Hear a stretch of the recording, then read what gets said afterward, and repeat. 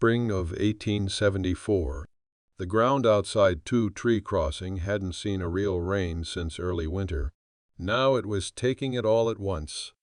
Wind pulled and tore at the prairie like it meant to rip it from the earth, and a sharp, stinging sleet came down sideways hard enough to welt skin. The river was already spilling its banks. Miriam stood just inside the open barn door, her dress soaked through and her hands raw from the cold. The dark soaked into everything: the wood grain, the horses' backs, her own eyes. She held the pitchfork too long without using it, not quite ready to go back into the house. Her boy was still asleep on the cot in the feed room. Her girl was curled up beside the stove in the kitchen, rocking herself silent again. Jacob had been dead 8 months now. He'd gone off to chase down a strayed calf one night and never came back. When she found him 3 days later at the bottom of the bluff, his head was turned too far one way, the rest of him too still. Folks in town told her he must slipped, but Jacob never slipped. Miriam didn't cry anymore. Not where anyone could see. There was no help coming. The neighbors were scattered too far, and besides they'd done what they could. A sack of flour here, a few nails for the roof. One man's pity offered too plainly on his face. But none of them stayed long, not with the way her daughter looked right through them or the way Miriam barely spoke. She had nothing to say. The wind slammed the barn door against the frame, sharp enough to rattle her teeth. She turned and braced it closed with her shoulder bar slid into place. In the silence after, she could hear the goats shifting in their pen, restless. The older mare, Clara, snorted and pawed at the hay. The animals were nervous. They could feel it better than she could. She lit a lantern and stepped outside. The cold wind hit her like a wall. Her bonnet snapped back and she let it go, not caring. She held the lantern closed, the light swinging and casting crooked shadows over the churned-up yard. Mud swallowed her boots halfway to the porch. Inside it was too warm. The air held the trapped heat of a fire too long burning in a too small space. Eliza still sat by the stove, thin arms wrapped around her knees. She hadn't spoken in 3 weeks. Miriam didn't press her anymore.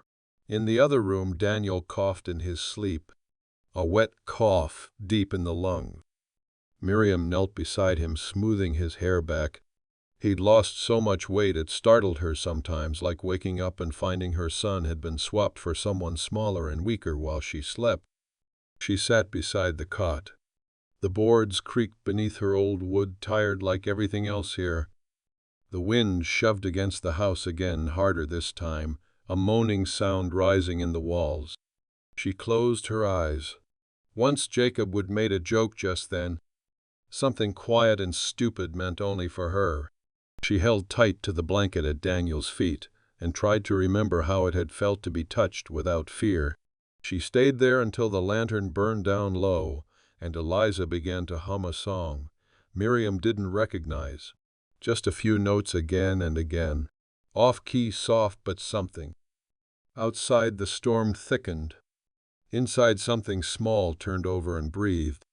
Long before Jacob's body turned cold, the weight had already begun to settle in Miriam's bones. It came not as grief — grief was too clean a word, too church-polished — but as something duller and meaner. The weeks after the burial blurred. She remembered standing in the churchyard after the service, hands clasped in front of her, dirt still under her nails from the night before. Reverend Haskins had said something kind, but his voice slipped away in the wind. She'd buried him herself, dug until her palms blistered and bled. Neighbors had offered to help, but she'd told them no. She couldn't bear anyone else putting him into the ground. Back in those early weeks she could still believe that maybe something would turn. That maybe the ranch would hold, the fences wouldn't break, the stock wouldn't get sick, the children would mend. But the sickness in Daniel's chest came quick, and Eliza began retreating even quicker. One morning she simply stopped answering when spoken to. Stopped eating for a while too. Miriam did what she could: boiled bones for broth, wrapped the girl in every quilt they owned, but it didn't bring her back. She used to talk with them, the children. Tell them stories. Lay with them until they fell asleep. But her voice got quieter with every night. Sometimes it disappeared entirely. It was Jacob's old coat she wore now, patched at the elbows, heavy with old sweat and wood smoke. She hadn't been able to bring herself to wash it, not fully. His shape was still there in the shoulders. There were moments when the past crept in uninvited. While pulling water, she'd see the way his hand had once steadied hers on the pump handle. While sweeping the hearth, she'd remember him stepping over her broom to kiss her neck, laugh caught low in his throat. But those memories were useless now. It was late February when she found herself standing at the far edge of the property, looking toward the hills. The storm had passed, left behind a sky scraped raw and pale, a landscape drowned in silence. She hadn't meant to come out so far. Her hands were blue at the knuckles. She stood alone under the dry bones of a cottonwood, watching the sky. Jacob used to talk about building a second house up closer to the ridge, somewhere high where the wind blew clean and strong, where you could see all the way into next week.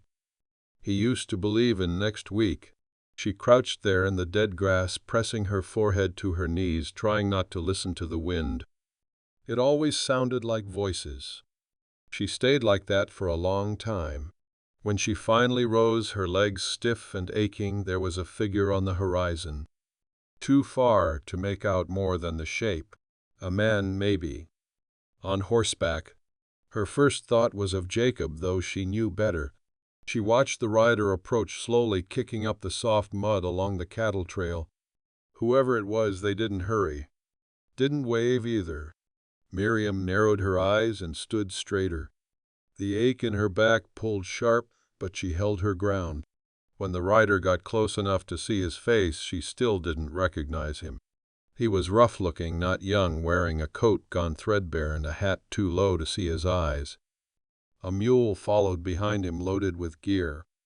He tipped his head as he passed the gate, not expecting a welcome. Miriam didn't speak. But she didn't tell him to leave either. If you believe no soul is beyond hope, subscribe and follow the next tale. The man didn't dismount right away. He sat there in the saddle, still as a shadow, like he was waiting to be told something. Miriam stayed where she was, arms crossed tight against the cold Jacob's coat, too big across her shoulders. Finally the man spoke. Wasn't sure there was anyone left here. His voice was hoarse but steady. Dust scraped. There is, she said. He nodded, once slow. Storm chased me off the ridge. Lost my trail about 2 hours back. He looked past her, toward the house. Didn't mean to bother you. You're bothering me now, she said. A silence settled in between them. Not cruel, just honest. He adjusted his hat. Name's Reed. Reed Forrester. He didn't offer a hand. Didn't expect her to offer anything either. She looked him over, torn boots, dried blood on his knuckles, a raw edge to his jaw, like he hadn't slept or shaved in days. He didn't look dangerous. Just used up. You need water? She asked. His mouth twitched. Could have been the start of a smile. If it's no trouble. Nothing here's not trouble. She led him to the pump, watched him drink with both hands, the cold making him flinch. The mule behind him huffed and stomped the mud, anxious. You travel alone? She asked. Mostly. Where you headed? He shrugged. South, maybe. Don't know yet. Nothing down there but thorns and snakes. That's more than I've got here. He didn't ask for shelter, and she didn't offer. But when he looked at the sky again and saw the way the clouds were thickening, he cleared his throat. I got a tarp. I'll set camp near the barn if that's all right. Miriam hesitated. Not because she feared him, she was past fearing men, but because she didn't want to explain herself. Didn't want to be watched. But Daniel's cough had sounded worse that morning. And the fence needed fixing, and the goat pen was half broke. There's space in the lean-to, she said finally. Dry enough if you've got your own bedroll. He nodded once. I do. She turned without another word and walked back toward the house. He followed with his mule quiet. From the window, Eliza watched them both. Her face didn't change, but her fingers moved against the glass like she was counting something. That night Miriam didn't sleep. The wind scratched at the house like it meant to get in, and every creak from outside reminded her there was a stranger nearby. But when she looked out toward the lean-to in the first blue light of morning, she saw he'd kept to his word. Camped just under the eave, his saddle under his head, the mule tied and fed. She made coffee and poured 2 tin cups. She wasn't sure why she brought him one. Maybe because Jacob would have. Maybe because it felt like the right kind of wrong. He took it with a nod. "Thank you." She didn't answer. They sat in silence for a long time, steam rising between them, boots sunk deep in the frostbitten dirt. The second morning she found him splitting wood. He'd pulled off his coat shirt sleeves, rolled to the elbow, arms corded with muscle and old scars. He didn't look at her when she stepped outside, just kept working, methodical and quiet. Miriam stood on the porch a moment, then stepped down, tightening Jacob's coat around her. "You don't have to do that," she said. "I know," he said, and split another log. He didn't talk much. Neither did she. But by evening he'd repaired the latch on the chicken coop and reset the corner post by the barn that had started leaning in the storm. By the third day Eliza had stopped hiding. She didn't speak, not yet, but she followed the man with her eyes. Watched the way he moved, the care he took not to slam gates or raise his voice. Reed didn't speak to her directly, but he gave her a wide berth, like he knew not to push. Daniel asked his name in a raspy whisper one morning when Miriam brought the boy out into the sun. Reed knelt to shake his hand gentle. "Name's Reed," he said. "You got a strong grip." The boy smiled, teeth too big for his face. They settled into something like a rhythm. He slept in the lean-to, ate whatever scraps Miriam handed him without complaint. Never asked for more than what was offered. One evening after dinner she found him in the barn brushing Clara. The old mare leaned into it, eyes half closed. "You were raised with horses?" she asked. He looked up, nodded. "Texas, mostly. My father kept a line of quarter horses. Broke my first colt at 12. What happened to them? Gone now. Died or sold. Like most things." She leaned against the doorframe. "I don't ask for help. I know. But I need it." He didn't smile. "I'll earn what I take." For a long time neither spoke. Then she said quieter, "My husband built that fence by hand. Every post." Reed followed her gaze. "It's good work. Weather's just had its way." "You married?" she asked. He shook his head. "Tried once." She left. Couldn't stand the waiting, the moving. "What do you mean?" He shrugged. "Was a lawman a long time. Then wasn't. I don't sleep well. I've seen too much." Not what she wanted in a man. Miriam studied him in the low light. The lines in his face, the quiet fatigue in his posture. She understood something about that kind of tired. "You planning to keep going?" she asked. He didn't answer right away. Then was not so sure now. That night she left the kitchen door unlatched, just in case. The next morning the mule had broken a strap, and Reed swore softly while repairing it. Eliza, standing near the porch, whispered, "You shouldn't use words like that." Reed froze, looked at her gently. "You're right. I won't. She blinked once, then turned and ran inside. But Miriam saw the way her hands shook from something more than fear. A crack had opened. Small but real. Reed stayed. Not by agreement. Not by promise. But by choice. The thaw came slow that year. The land stayed hard longer than it should have, as if reluctant to believe winter might finally be over. calves were born too early and too small, and Miriam buried 3 of them in the span of a week. Still, things shifted. Reed started sleeping in the barn loft instead of under the eaves. Said it was warmer up high, easier on his back. She didn't argue. They worked without needing to talk about it. He mended the roof while she boiled fat down for soap. He hauled wood while she mixed cornmeal and dried apples. When she handed him tools, he took them without asking. When she was silent, he didn't fill the air with noise. But it wasn't peace. Not yet. One evening, Miriam found him staring out at the hill's smoke rising from the end of a rolled cigarette in his fingers. "You ever think about leaving?" he asked. She stood beside him, arms folded. "I used to." "What stopped you?" She looked toward the house. "Them." He nodded. "It's a kind of prison, isn't it?" "No," she said. "It's a kind of promise." He dropped the cigarette into the dirt, crushed it out. "Sometimes I wonder if I even know how to stay." She didn't respond. But she didn't leave either. The next day a man rode up from town. Brought news a land agent was sniffing around asking about parcels west of the river. There was talk the railroad might push through by summer. If it did, someone would want to buy. Likely come low with the offer, the writer said. Take it or be squeezed out. That's how it usually goes. After he left, Miriam stood by the stove, hands still from scrubbing. Jacob didn't believe in selling. Not land, not blood. Reed leaned against the wall, arms crossed. "You think he'd want you to lose everything just to prove something to a dead man?" Her face hardened. "He gave everything to this place." "And what's it given you?" That cut deeper than she let on.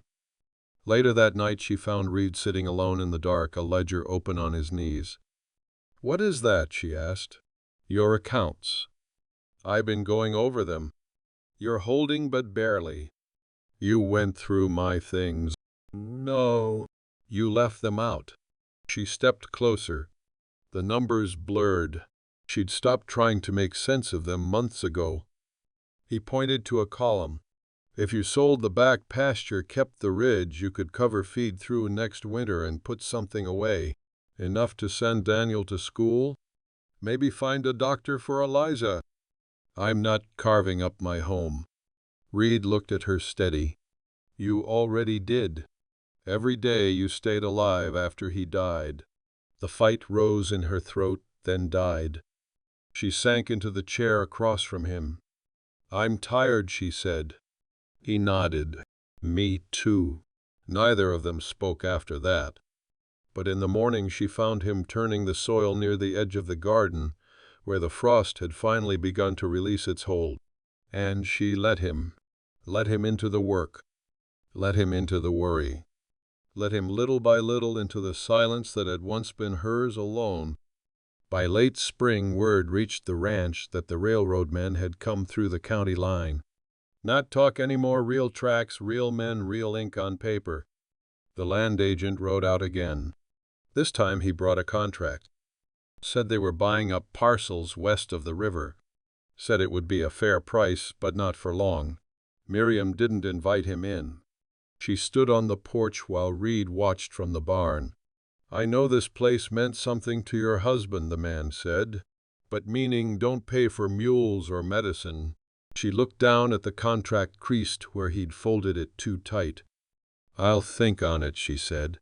He tipped his hat. "Don't think too long." That night, Reed sat at the table, shoulders hunched, turning a spoon in a chipped mug. Eliza sat nearby, weaving a bit of twine into knots and loops. Daniel slept in the other room. "You should sell the pasture," Reed said, quiet. "It's not just dirt," she said. "No," he said. "It's memory, and memory can choke a person." Her hands were in her lap. "Still, what would you do with it?" He didn't answer right away. "There's a man in town," he said. "Name's Claiborne. He's starting a freight business, needs someone to run wagons up to the camps. I talked to him." She raised her eyes. You were going to leave. I might still, he said, but not because I want to. She swallowed. Her throat was raw. You think you owe this place everything, he said, but you've already paid in full. Silence held between them like a long wire stretched tight. Then Eliza's voice, barely above a breath, said, I don't want to go. Miriam turned to her daughter. Go where? Anywhere. She looked at Reed. I like it when it's quiet. When he's here. That broke something open in Miriam. Later that night, after the children were asleep, she found Reed out by the paddock. The stars were out sharp and cold. I'm scared, she said. So am I, he said. Every damn day. I don't know what I'm supposed to do without Jacob. You're already doing it. She stepped closer. What if I can't love someone again? You don't have to, he said. Not today. Maybe not ever. Just let someone stand beside you. She didn't take his hand, but she stood beside him, and that was enough. The next morning she signed the contract, sold the back pasture. With the money she bought new seed, fresh blankets, and books for Daniel, sent for a doctor out of Bismarck. And when Reed took the job with Claiborne, he still came back each week. Brought supplies, taught Daniel how to load a wagon, sat with Eliza while she read. He didn't press her. He just stayed close. They built something from the edges inward. Not loud, not certain, but true. That winter, when snow came late and the fields stayed dry and silver, Miriam took Reed's hand on the porch and held it. Just for a while. Inside, Eliza was humming again. Daniel ran barefoot across the boards laughing, and the light stayed longer than it should have. If this story touched a hidden place in you, don't let it end here. Subscribe and walk with us on the dusty road ahead.